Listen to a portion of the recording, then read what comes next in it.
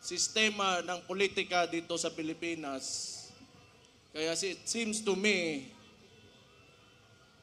the stories that I've heard about martial law and oppression is synonymous with the Marcos family name.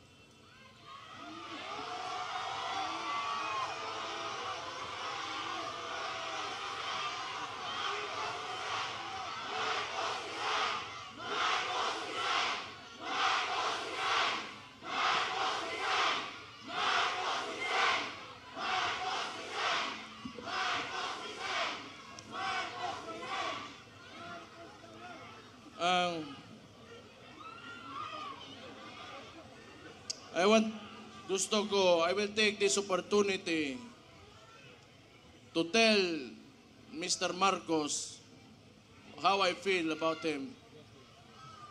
Mr. President Marcos, you will never be loved.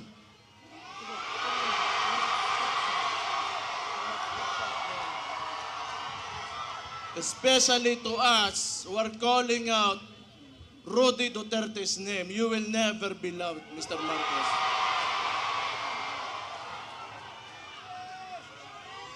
We will stand up and we will fight back.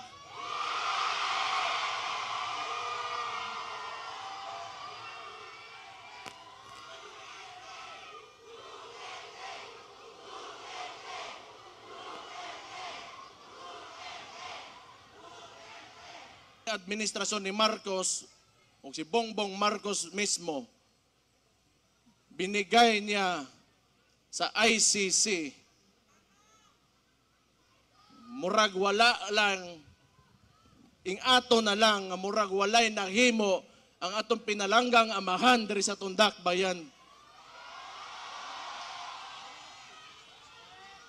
Kibaw mo, di ko matingala gyud, tinuod lang. Di ko matingala.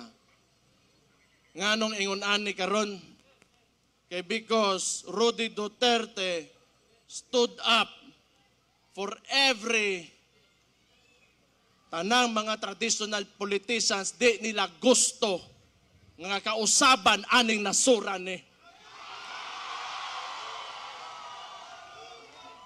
Una along aning with Marcos o kani mga uban dering mga bagagnaw ng mga politiko.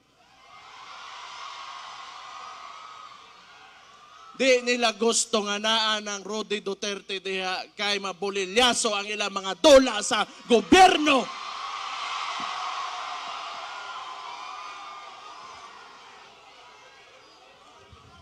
Gusto ko lang niingnon kay Bongbong Marcos.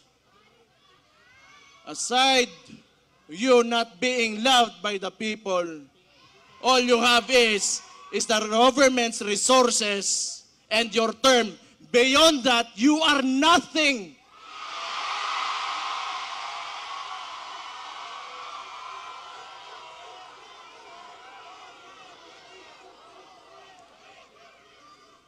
Kalimot oroy ang kita'y nagtabang sa iya makalingkod sa diha karon siyang ginalingkuran.